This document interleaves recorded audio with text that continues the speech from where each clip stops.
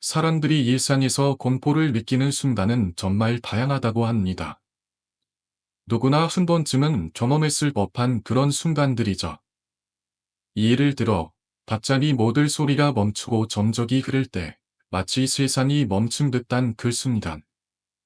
밤에 아무도 없는 어두운 곳을 걷고 있을 때, 그 어둠 속에서 뭔가나 숨어 있을 것만 같은 그런 느낌을 받을 때, 혼자 있는 방에서 누군가의 시선이 느껴질 때, 그것이 유독 더 오싹하게 다가옵니다. 그리고 마지막으로 살짝 열린 문틈을 보는 순간, 그 속에서 무언가나 지켜보고 있는 것 같은 느낌을 받을 때도 있습니다. 그때의 공포는 말로 다 표현할 수 없을 정도로 깊고, 찬란한 어둠 속에서 그 무엇이 나를 주시하는 듯한 기분을 듭니다. 사실, 저는 이 문틈에 대한 공포를 어렸을 때 특히 많이 느꼈습니다. 그 틈이 보이지 않지만, 마치 누군가 그 안에서 저를 지켜보고 있다는 단한 느낌을 주기 때문이죠. 생각보다 많은 사람들이 이런 틈을 통해 공포를 느끼기 때문에 영화나 무서운 이야기에서 자주 등장하는 소재가 되기도 했습니다. 하지만 오늘 제가 들려드릴 이야기는 조금 다릅니다. 우리가 흔히 보고 경험했던 그런 이야기들에서 벗어나 조금 더 깊고 미스터리한 이야기를 전해드리겠습니다. 이 이야기를 들으시기 전에 잠깐 출석 체크를 해주시면 좋겠습니다. 그럼 시작해 보겠습니다. 사실 이 이야기는 제가 어렸을 때 동생과 함께 겪었던 일에서 비롯된 이야기입니다. 제 동생은 지금도 베란다에 쉽게 들어가지 못합니다. 어릴 때부터 지금까지 그 작은 공간을 두려워하는 모습을 보면 사람에게 트라우마나 얼마나 깊게 자리 잡을 수 있는지 알 수 있습니다. 이 이야기를 통해 저는 그 트라우마나 얼마나 끔찍한 것인지 깨달았습니다. 그 일은 지금으로부터 12년 전 서울의 어느 동네에서 우리 가족이 살고 있을 때의 일입니다. 당시 저는 중학생이었고 제 동생은 초등학교 3학년이었죠. 우리가 살던 집은 그저 평범한 집이었고 부모님은 두 분 다 일을 하셨고 우리는 학원에 다니며 지냈습니다. 그때도 아버지는 지방 출장을 자주 다니셨고 가끔은 2, 3주 동안 집에 돌아오지 않지도 했습니다. 아버지께서 지방에 가실 때면 대부분 거래처를 만나거나 일을 하셨죠. 그런데 아버지가 돌아올 때마다 우리는 선물을 기대하며 기다렸습니다. 특히 지역 특산물이나 맛있는 음식을 가져오실 때면 동생과 저는 정말 기뻐하며 기다렸던 기억이 납니다. 그 당시 저는 동생과 한 방을 같이 쓰고 있었고 어느 날부터 동생에게서 이상한 기운이 느껴지기 시작했습니다. 우리는 같은 침대에서 자고 났는데 어느 날 갑자기 동생이 창문 쪽에서 자려고 하더군요. 평소에는 더운 날씨에 창문 쪽에서 자는 것이 버릇이었지만 그날부터 동생은 저를 자꾸 그 안쪽 침대 쪽으로 밀어 넣으려 했습니다. 아무리 생각해도 그게 그렇게 대수롭지 않게 느껴졌지만 시간이 지나면서 더 이상한 일이 벌어졌습니다. 며칠 후 동생이 학교에서 수학여행을 가게 되었고 그때도 캐리어를 준비해야 했습니다. 동생은 짐이 많지 않았지만 다른 친구들이 캐리어를 가지고 가는 걸 보고 본인도 그걸 가져가겠다고 했죠. 그런데 그때부터 베란다에서 뭔가 이상한 일이 벌어지기 시작했습니다. 어머니가 베란다에 있는 캐리어를 꺼내라고 말씀하시자 동생은 갑자기 뭔가를 피해가듯 밤 안을 돌아다니기 시작했습니다. 마치 그곳에 가까이 가고 싶지 않다는 듯이 계속해서 밤 안에 이리저리 돌며 시간을 끌었죠. 결국 동생은 저에게 형이 꺼내다 줄 수 없겠냐고 말했습니다. 이때 저는 조금 이상한 느낌을 받았습니다. 왜 갑자기 그렇게 베란다에 가는 것을 두려워하는 걸까? 하지만 그때는 그저 피곤한 마음에 별 생각 없이 동생의 부탁을 들어주기로 했습니다.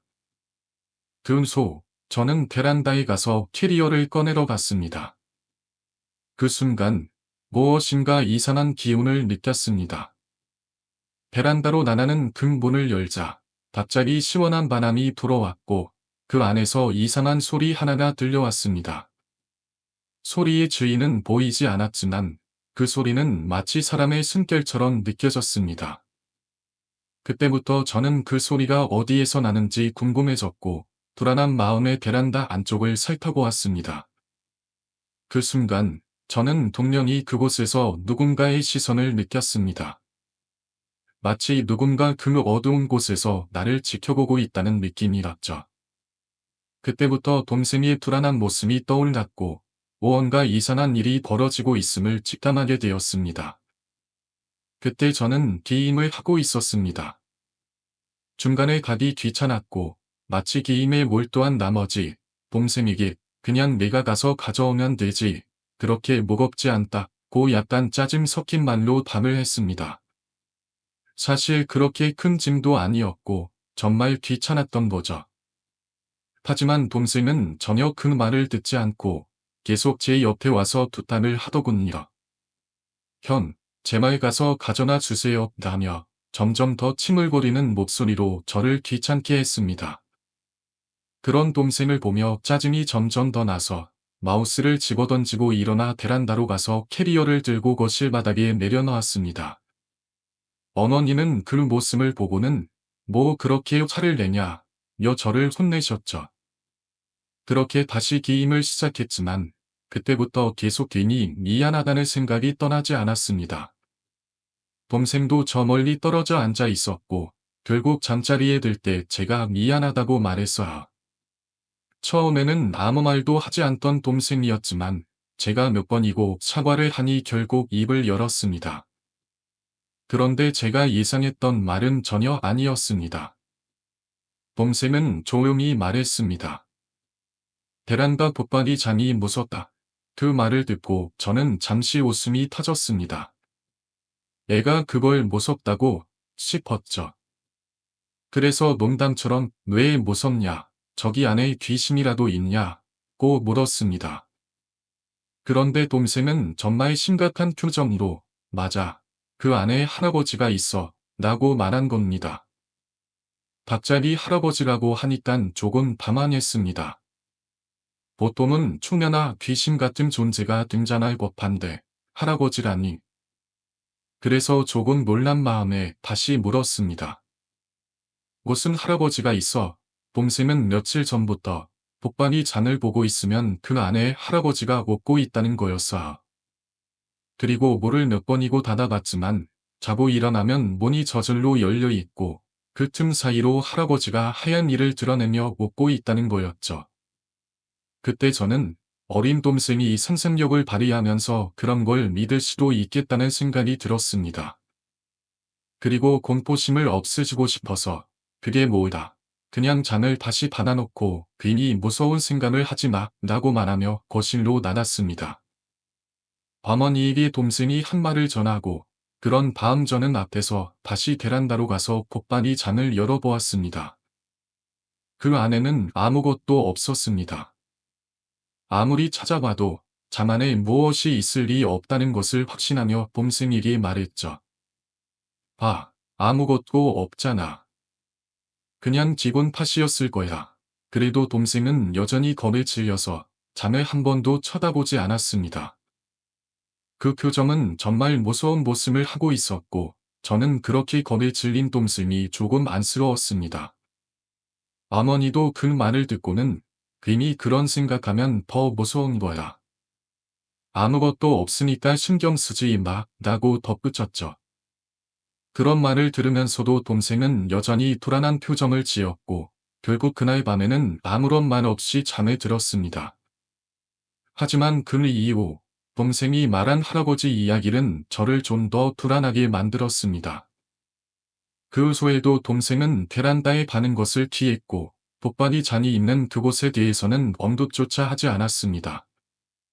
그런 상황을 보면서 그때 저는 조금 이상한 느낌을 받았습니다. 정말 그냥 상상일 뿐일까요? 아니면 그곳에서 뭔가 다른 존재가 우리를 지켜보고 있었던 걸까요? 그날 밤, 저는 그런 생각에 잠을 이루지 못했고, 그 이야기를 계속해서 떠올리게 되었죠. 그날, 동생이 돌아온 날도 역시나 저에게 캐리어를 부탁했습니다. 저는 손수 그 캐리어를 들고 가서 다시 베란다로 넣어줬죠. 며칠이 지나고 어느 날 저는 깊은 잠에 빠져 있었습니다.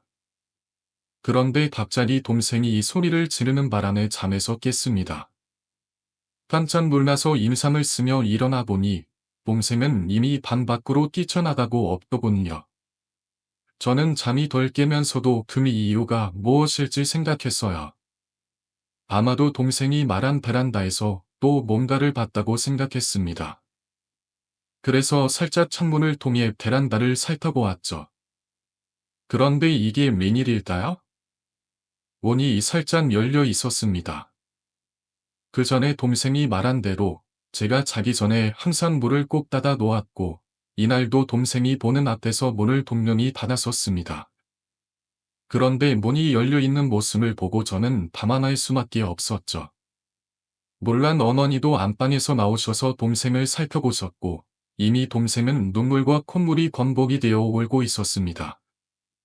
나중에 물어보니 동생은 또 그 할아버지가 저 안에서 자신을 보고 있었다고 말했습니다.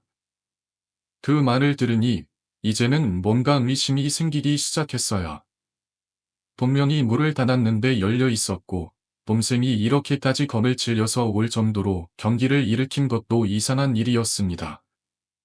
평소 동생은 이렇게까지 어리광을 부리거나 눈물을 보인 적이 없었거든요. 이 상황이 점점 더 수상하게 믿겨졌습니다. 그 주의 주말, 아버지께서 집으로 돌아오셨고, 모두 함께 저녁을 먹으면서 제가 그간 있었던 일을 다 말씀드렸습니다. 아버지께서는 전혀 신경을 쓰지 않으셨는지 사내놈이 그런 걸로 오니라 몇 핀잔을 주셨습니다. 그러나 날이 갈수록 동생이 베란다를 무서워하는 정도가 심해졌고, 결국 저는 더 이상 방관할 수 없다는 생각이 들었습니다. 그래서 저는 베란다에 있는 물건들을 다 떼고 그 안을 철저히 살펴보기로 했습니다. 안에 들어있는 물건들이 사람처럼 보이거나 그런 오해를 일으킬 만한 물건이 있지 않은지 확인했죠. 하지만 그곳을 살펴보았을 때 전혀 그런 것은 발견할 수 없었습니다. 물건들이 그냥 정리되어 있었고 아무리 생각해도 특별히 의심스러운 부분은 없었습니다. 그러던 어느 날, 며칠이 지나고 저는 학원을 마친 후 집으로 돌아왔습니다. 저녁을 먹으면서 어머니께서 갑자기 정말 아버지 때문에 내가 미치겠다고 말씀하신 겁니다. 처음에는 아버지께서 뭘 잘못하셨나 싶었죠. 그런데 어머니께서 하시는 말은 전혀 상상도 못한 이야기였습니다. 하도 동생이 난리를 치고 계속해서 베란다를 무서워하니까 어머니께서는 평소 자주 만나는 보살을 집으로 데려오기로 결심하셨다고 하셨습니다. 그 보살은 어머니와 친하게 지내면서 점사도 봐주시는 분이다. 저도 몇 번 뵌 적이 있었습니다. 그런데 그분이 집에 들어오시자마자 바로 베란다 문을 열고 고개를 내밀며 말했습니다. "일이 대체 뭐냐?" 라고 말하면서 집 안을 둘러보시더군요. 그리고는 그 문을 보며 분명히 뭔가 이상하다고 느낀 듯한 표정을 지으셨습니다. 그 순간 저는 그 보살이 말하는 것을 들으면서 마음속으로 점점 더 불안한 느낌이 들었습니다. 그분이 바로 그 베란다 문을 보고 난 뒤 왜 이렇게 큰 반응을 보이는지 궁금했죠. 그리고 이어서 말씀하신 내용은 저를 더욱더 충격에 빠뜨렸습니다. "누가 이런 걸 여기에 두었니라" 라고 말하며 베란다와 그 안에 있는 물건들에 대해 뭐다 설명을 하셨습니다. 저는 그 순간 이 모든 일이 단순한 우연이 아니라는 생각이 들었습니다. 정말 뭔가 다른 일이 벌어지고 있는 게 아닌지, 그 할아버지의 존재는 단순한 상상이 아니었을지도 모른다는 의문이 머릿속을 스쳤습니다. 그날, 어머니께서는 아버지가 집에 돌아오자마자 매우 당황스러운 상황에 직면하셨습니다. 아버지가 현관문을 열고 들어오자마자 바로 베란다로 뛰어가신 그 모습에 어머니는 교만없이 놀라셔서 대답도 제대로 못하셨다고 하셨어요. 그때 보살은 계속해서 물어보며 질문을 쏟아내셨습니다. "언니, 저거 언제 가져온 거야? 누가 가져왔어?" 선물 받아서 이렇게 연달아 질문을 하셨지만 어머니는 그 물건이 무엇인지 잘 모르셔서 그저 가만히 계실 수밖에 없었죠. 보살은 이내 물건을 들여다보며 각자닛 아이고 할아버지 물건을 가져왔으니 저기 앉아 계시지 라고 말씀하셨습니다. 이 말에 어머니는 또 한 번 크게 놀라실 수밖에 없었습니다. 저녁 할아버지 나는 말을 꺼내지도 않았고 그런 이야기를 한 적도 없었는데 그 보살이 그 단어를 입 밖으로 내며 사만이 이상해진 것이었죠. 어머니는 담함하며 베란다로 들어가 그 골고를 꺼내었고 그 골고는 아버지가 출장 다니시면서 여러 곳에서 가져오신 것 중 하나였습니다. 그 중 하나는 동네에서 마음에 드는 물건을 사와서 진에 두었던 도자기처럼 보이는 하나리였죠. 보살은 그 하나리를 들고 나와서는 그 물건이 어디서 나온 건지 물으셨습니다. 보살은 만없이 그 물건을 들여다보며 누군지는 몰라도 이거 도로 가져다 주라고 라고 말하며 분명히 이야기하셨습니다. 그때 어머니는 곧바로 아버지께 전화를 걸어 물건의 출처를 알아내야 했고 아버지께서는 이 사실을 알고 매우 화를 내셨습니다. 아버지께서는 그 물건을 어떻게 가져왔는지 모르셨겠지만 결국 그 물건을 가져온 동네로 돌아가야 한다는 결정을 내리셨습니다.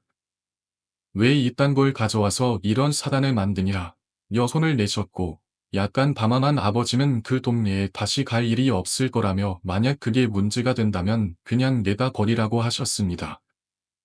그러나 보살은 이 물건을 버리는 것 또한 괜한 문제를 일으킬 수 있다고 경고하셨습니다. 그냥 내다 버리는 것보다는 그 물건을 가져온 곳에 다시 돌려주는 게 낫다고 말하며 결국 그 주가 지나고 나서 아버지께서는 그곳으로 다시 가서 물건을 돌려주기로 결심하셨습니다. 아버지가 그 동네로 다시 가서 도자기를 돌려주었을 때 그는 물건을 돌려주며 다양한 이야기를 했습니다. 그 가게 주인은 그 상황에 대해 전혀 몰랐고 그런 말은 믿을 수 없고 단호하게 말하며 도자기만 받았다고 하셨습니다. 그 이후 보살에게 들은 이야기에 따르면 그 도자기는 할아버지가 아주 아끼시던 물건이었고 그 할아버지가 얼마나 그 물건을 좋아했는지 그 옆에 항상 벽부터 앉아 있었다고 전해졌습니다. 그 도자기는 할아버지에게 특별한 의미가 있는 물건이었고 그가 돌아가신 후에도 그 물건이 집에 있을 때마다 할아버지의 존재를 느낄 수 있었던 것입니다. 이 사건을 겪고 나서 우리는 그 물건에 대한 이야기가 단순한 우연이 아니었음을 확실히 깨달았습니다. 할아버지의 존재와 그 물건 사이에 묘한 연결고리가 있었고 그것이 우리의 일상에까지 영향을 미쳤다는 사실은 정말로 충격적이었죠. 할아버지가 떠난 후에도 그 물건이 여전히 집에 존재했기 때문에 그의 영혼은 그 물건과 함께 남아있는 듯한 느낌을 받았습니다. 그리고 이후에도 그 도자기는 아무 이유 없이 집 안에 있었지만 그 사건이 우리에게 남긴 의문은 여전히 풀리지 않았습니다. 그 조, 바이니도 그날 이후로 동생은 더 이상 새벽에 놀라서 오는 일이 없었고 항상 닫아놓은 베란다 문도 저절로 열리지 않게 되었습니다. 그러나 이 사건은 동생에게 깊은 트라우마를 남겼습니다. 그 당시에는 어렸지만 이제 20살이 넘은 동생은 여전히 베란다에 살을 두지 못하고 있습니다. 지금도 그 기억은 너무 선명해서 그가 베란다 근처로 가는 것조차 두려워하는 모습이 종종 보입니다. 그때 겪었던 일은 그에게 너무 큰 충격이었고 그로 인해 그는 자신이 겪은 일에 대해 이야기를 꺼내기조차 힘들어합니다. 이야기는 여기까지입니다. 그러나 한 가지 생각을 해보면 만약 여러분이 그날 밤 한밤중에 문이 열린 틈 사이로 웃고 있는 할아버지와 눈이 마주친다면 그 순간이 얼마나 무서울지 상상해 보시겠어요? 상상만 해도 그 공포는 정말로 가슴속 깊이 파고들 것입니다. 이 사건은 베란다뿐만 아니라 집안 곳곳의 틈새들, 창문이나 문이 조금이라도 열려 있으면 그 모든 공간이 두려운 장소가 되어버릴 수 있다는 걸 느끼게 했습니다. 동생이 이 새벽에 뛰쳐나갔던 날, 그날에 대해서는 아직도 이야기하지 않았던 부분이 있습니다. 동생이 왜 그렇게 울었는지, 왜 갑자기 방을 뛰쳐나갔는지에 대해서는 말하지 않았습니다. 하지만 제가 알게 된 진실은 정말로 끔찍한 것이었습니다. 그날 밤, 동생은 자나나 갑자기 퉁퉁거리는 소리를 들었고 잠에서 깬 순간 밤 안 창문에 할아버지가 서서 손으로 창문을 두드리고 있었다고 합니다.